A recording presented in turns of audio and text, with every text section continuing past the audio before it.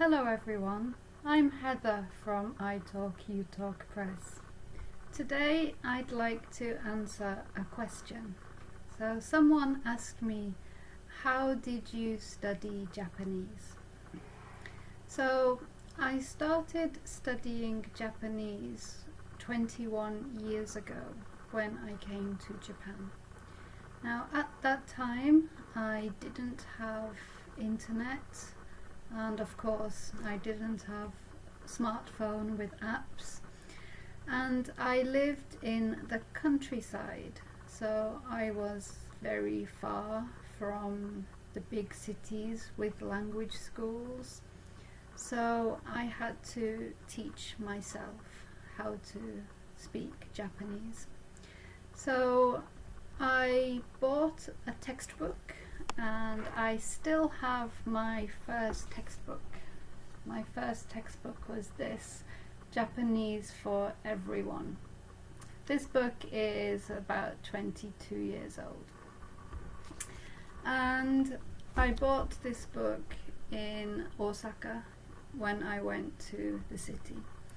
And I just started on the first page and continued and so study. I also bought some kanji books so I could practice my reading and writing. But the most important point for me was to have a goal, and my goal was to pass first grade on the Japanese language proficiency test. That's the Nihongo no Roku Shiken.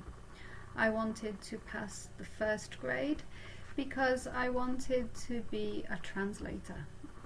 So I had a goal, and that made my studying easier. So I started to study textbooks for the test. So I had my regular textbook, and I also had textbooks and cassettes. At that time I didn't have a CD player, I used cassettes. I had cassettes for the listening section of the Japanese test. Now at that time the Japanese test had 4 levels. Now it has 5. But at that time it had 4 levels. 4 was the easiest and 1 was the most difficult. So the first exam I took was level 3, and then the next year I took level 2, and then the next year I took level 1. So it took me 3 years to pass level 1 on the Japanese language proficiency test. I passed in December 2003. So just 3 years to pass the test. And after I passed the test, I started to translate. Now, I didn't just use textbooks. I read everything I could find, and I listened to everything I could. So when I passed second grade on the Japanese language test, I could read newspapers. So every day I bought a Japanese newspaper and I read the newspaper. Of course, I didn't understand everything, but I just read and read and read. Also, when I had pamphlets in my mailbox, I read the pamphlets. I read everything. And I also started to read Japanese novels. And by reading, I really improved my Japanese. And for listening, I listened to the radio or I watched TV. And also before my test, I was so focused on passing my test that I listened to my cassettes and I listened to Japanese TV at night while I was sleeping. I don't know if this was helpful, but I wanted to spend as much time as possible listening. So reading and listening were very important points for me.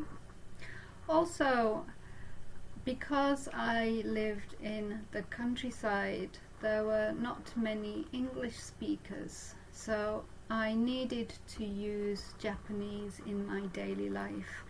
And I was very lucky because at that time I worked with Japanese people, and they were very kind and they let me practice my Japanese with them.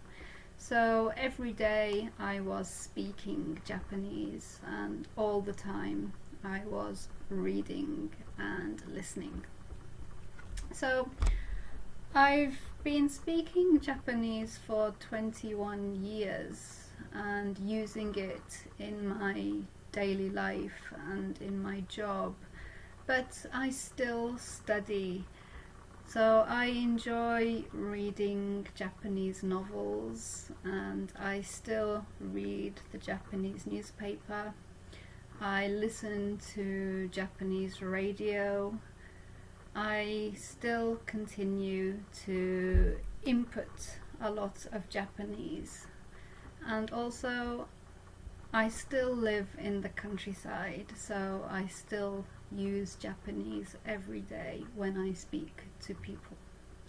So that's basically how I started to speak Japanese, how I learned Japanese, with my textbooks, my goal to pass the language test, and lots and lots and lots of reading and listening and speaking, and more reading, more listening, more speaking, and that all helped me to become a proficient speaker of Japanese.